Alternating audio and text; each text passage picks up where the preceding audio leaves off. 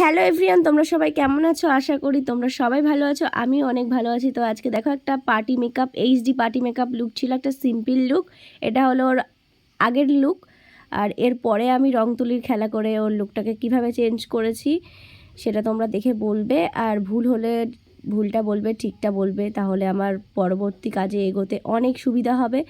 তো কেমন লাগলো দেখো, একটা সিম্পল পুরো একদম এক পিন করে শাড়ি পরা, একটা অ্যাডভান্স হেয়ারস্টাইলের মধ্যে নর্মাল অ্যাডভান্স হেয়ারস্টাইল, আর একদম সিম্পল একটা সফট আই মেকআপ, লিপস্টিক, ব্যাস। আর হেয়ারস্টাইলে একটুখানি ফুল দিয়ে অন্যরকম করার চেষ্টা করেছি। তো তোমরা দেখে বলো, জানিও কেমন হলো।